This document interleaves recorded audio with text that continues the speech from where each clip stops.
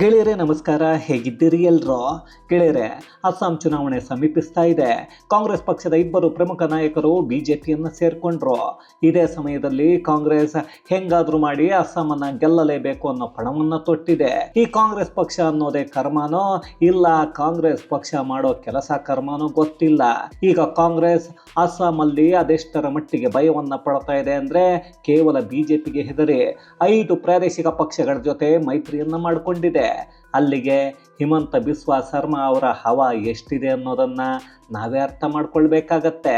ಆದ್ರೂ ನಮ್ಮ ರಾಜ್ಯದ ಟ್ರಬಲ್ ಶೂಟರ್ ಡಿ.ಕೆ. ಶಿವಕುಮಾರ್ ಉಸ್ತುವಾರಿ ಆಗಿರೋ ಅಸ್ಸಾಮಲ್ಲಿ ಚುನಾವಣೆ ಗೆಲ್ಲೋದು ಅಷ್ಟೊಂದು ಕಷ್ಟ ಯಾಕೆ? Trouble shooter DK. ಶಿವಕುಮಾರ್ ಅವರಿಗೆ ಏನಾದ್ರೂ ಅಲ್ಲಿ ಟ್ರಬಲ್ ಆಗತ್ತೆ ಅನ್ಸುತ್ತೆ. ಹಾಗಾದ್ರೆ ಡಿ.ಕೆ. ಶಿವಕುಮಾರ್ ಅಸ್ಸಾಂ ಉಸ್ತುವಾರಿ ಆದ್ಮೇಲೆ ನಡೀತಾ ಇರೋದೇನೋ? ಹಿಮಂತ ಬಿಸ್ವಾಗೆ ಕಾಂಗ್ರೆಸ್ ಭಯ ಪಡ್ತಾ ಇರೋದು ಯಾಕೆ? ಪ್ರಿಯಾಂಕಾ ವಾದ್ರಾ ಅಸ್ಸಾಂ ಗೆಲ್ಲೋಕೆ ಏನೆಲ್ಲ ಮಾಡ್ತಾ ಇದ್ದಾರೆ? ಪಾಕಿಸ್ತಾನದ ಪ್ರೇಮಿ ಗೌರವ್ ಗೊಗೊಯ್ ನಾವು ಚುನಾವಣೆಯನ್ನ ಗೆದ್ದೆ ಆಗೋಗಿದೆ ಅಂತಿರೋದು ಯಾಕೆ? ಬಿಜೆಪಿ ಯಾವ ರೀತಿಯ ತಂತ್ರವನ್ನ ಮಾಡ್ತಾ ಇದೆ ಎಲ್ಲವನ್ನ ಈ ವಿಡಿಯೋದಲ್ಲಿ ನೋಡ್ಕೊಂಡು ಬರೋಣ ಬನ್ನಿ. ಗೆಳೆಯರೇ, ಅಸ್ಸಾಂ ಚುನಾವಣೆಯ ಮತದಾನಕ್ಕೆ 15 ದಿನಗಳು ಮಾತ್ರ ಬಾಕಿ ಇವೆ. ಕಳೆದ 1 ತಿಂಗಳಲ್ಲಿ ಕಾಂಗ್ರೆಸ್ಸಿನ ಇಬ್ಬರು ಪ್ರಮುಖ ನಾಯಕರು ಬಿಜೆಪಿಯನ್ನ ಸೇರಿಕೊಂಡಿದ್ದಾಯ್ತು. ಈಗ ಬಿಜೆಪಿ ಗೆಲುವು ಖಚಿತ ಅನ್ನೋದನ್ನ ರಾಜಕೀಯ ಪಂಡಿತರು ಹೇಳ್ತಾ ಇದ್ದಾರೆ. ಇಲ್ಲಿ ಕೆಲವರು ಕೇಳಬಹುದು, ಅದೇನು ಸರ್, ಕಾಂಗ್ರೆಸ್ ಇಂದ ಇಬ್ಬರು ಬಿಜೆಪಿಗೆ ಬಂದ್ರೆ ಒಂದು ರಾಜ್ಯದ ಚುನಾವಣೆಯನ್ನ ಗೆಲ್ಲೋಕೆ ಆಗತ್ತಾ ಅಂತ. ಇಲ್ಲಿ ಆ ಇಬ್ಬರು ಪ್ರಮುಖ ನಾಯಕರು ಬಿಜೆಪಿ ಸೇರ್ಪಡೆ ಆಗಿದ್ದಕ್ಕೆ ಗೆಲ್ತಾರೆ ಅಂತ ಅಲ್ಲ. ಅದಕ್ಕೂ ಮೊದಲೇ ಒಂದಷ್ಟು ಸಮೀಕ್ಷೆಗಳು ಬಿಜೆಪಿ ಪರವಾಗಿ ಇದ್ವು.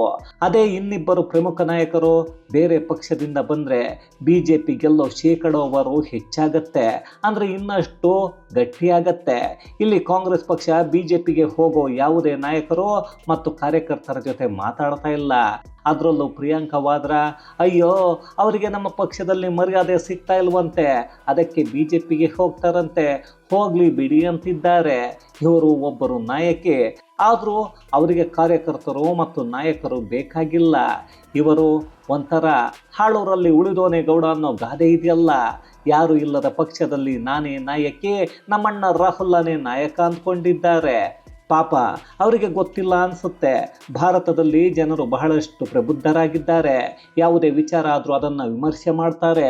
ಚುನಾವಣೆಯಲ್ಲಿ ಯಾರನ್ನು ಮಲಗಿಸಬೇಕು, ಯಾರನ್ನು ಮೇಲೆತ್ತಬೇಕು ಅನ್ನೋದನ್ನು ಲೆಕ್ಕಾಚಾರ ಹಾಕ್ತಾರೆ ಅಂತ. ಇನ್ನು ಈಗಾಗಲೇ ಅಸ್ಸಾಂನಲ್ಲಿ ಅಕ್ರಮ ವಲಸಿಗರನ್ನು ಹೊರಹಾಕೋಕೆ ಹಿಮಂತ ಬಿಸ್ವಾ ತಂದಿರೋ ಕಠಿಣ ಕಾನೂನುಗಳು ಡೆಮೋಗ್ರಫಿ ಬದಲಾವಣೆ ಆಗದಂತೆ ತಡೆಯೋಕೆ ನಿಂತಿರೋದು ಅಲ್ಲಿರೋ ಹಿಂದೂಗಳು ಮತ್ತು ನಿಜ ಭಾರತೀಯರಿಗೆ ಧೈರ್ಯವನ್ನ ಕೊಡ್ತಾ ಇದೆ. ಅದೇ ಕಾರಣಕ್ಕೆ ಬಿಸ್ವಾ ಅವರನ್ನೇ ನೋಡಿ ಮತವನ್ನ ಬಿಜೆಪಿಗೆ ಬಹಳಷ್ಟು ಮತದಾರರು ಹಾಕ್ತಾರೆ ಅನ್ನೋದನ್ನ ಹೇಳಲಾಗ್ತಾ ಇದೆ. ಹಾಗಂತ ಕೇವಲ ಅಷ್ಟಕ್ಕೆ ಅಸ್ಸಾಂನಲ್ಲಿ ಬಿಜೆಪಿಗೆ ಮತವನ್ನ ಹಾಕ್ತಾರ ಅಂದ್ರೆ ಖಂಡಿತ ಇಲ್ಲ. ಅಸ್ಸಾಂನಲ್ಲಿ ಹಿಮಂತ ಬಿಸ್ವಾ ಮಾಡ್ತಾ ಇರೋ ಅಭಿವೃದ್ಧಿ ಕಾರ್ಯಗಳನ್ನ ಜನರು ಕಣ್ಣಿಂದ ನೋಡ್ತಾನೆ ಇದ್ದಾರೆ.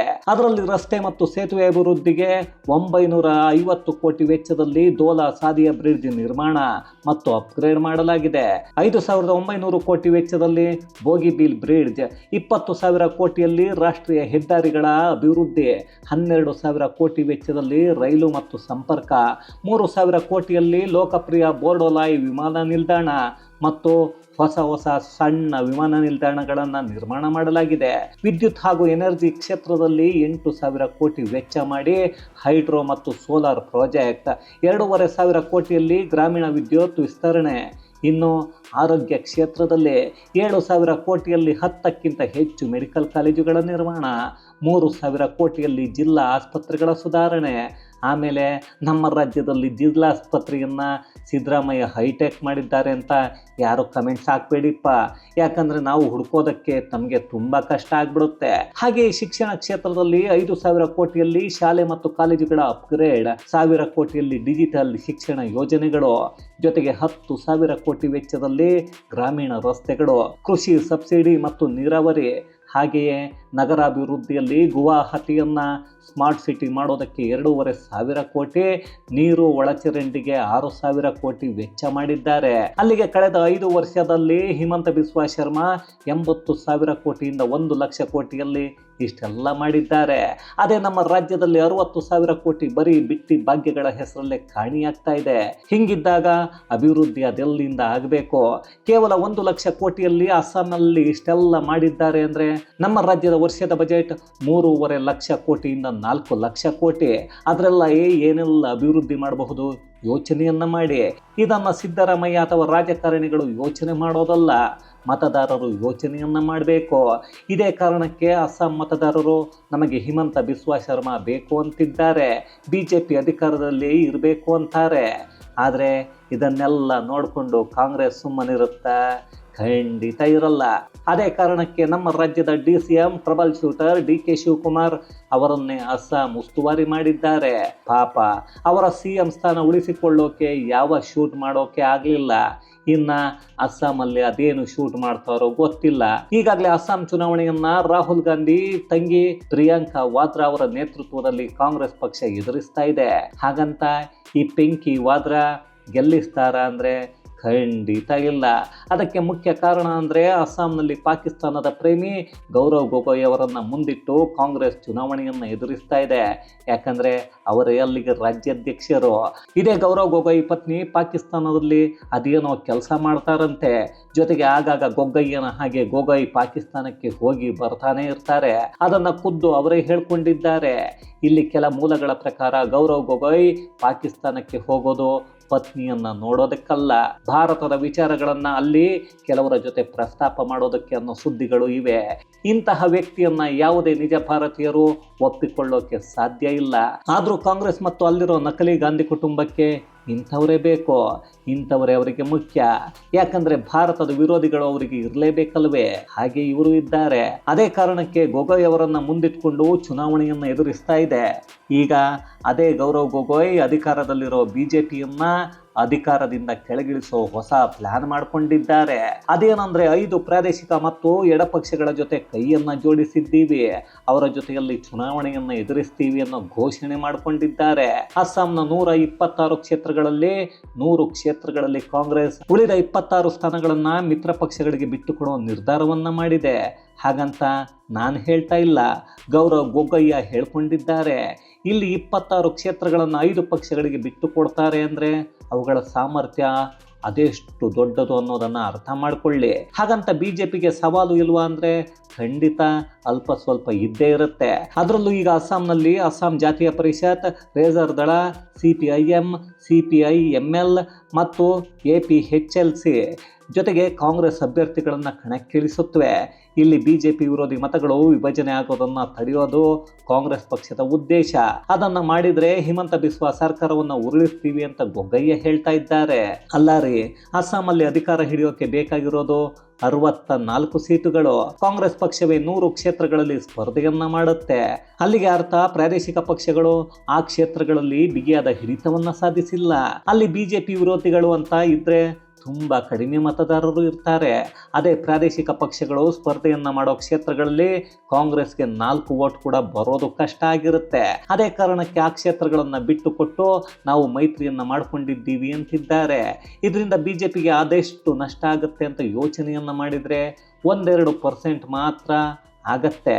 ಅದೇನೋಪ್ಪ, ಈಗಾಗಲೇ ಮೈತ್ರಿಯನ್ನ ಮಾಡಿಕೊಂಡು ನಾವು ಗೆದ್ದು ಬಿಟ್ಟಿದ್ದೀವಿ ಅನ್ನೋ ಹಾಗೆ ಇದೇ ಗೌರವ್ ಗೊಗೊಯ್ಯ ಹೇಳ್ಕೊಳ್ತಾ ಇದ್ದಾರೆ.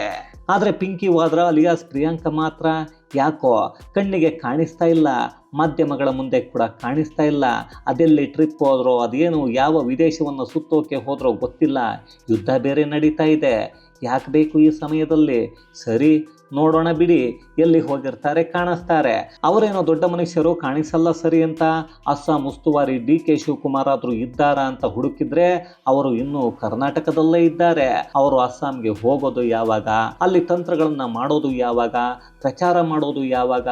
ಇದೆಲ್ಲ ಮಾಡದೇ ಇದ್ರೂ ಅವರ ಪಕ್ಷ ಗೆಲ್ಲುತ್ತೆ ಅನ್ನೋ ಲೆಕ್ಕಾಚಾರ ಏನಾದರೂ ಹಾಕಿದ್ದಾರಾ?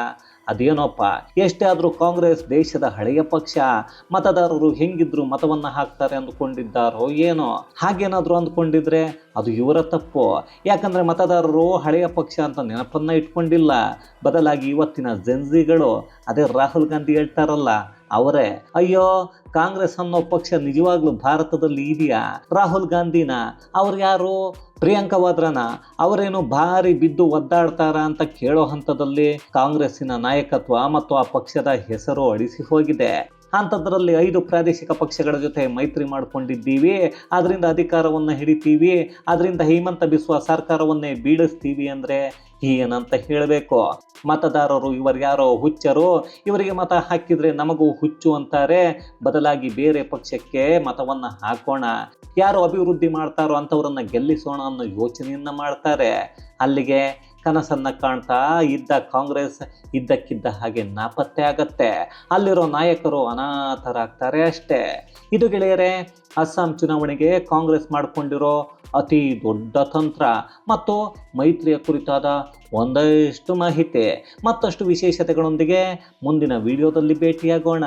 ಅಲ್ಲಿಯವರೆಗೂ ಕನ್ನಡವೇ ಸತ್ಯ, ಕನ್ನಡವೇ ನಿತ್ಯ.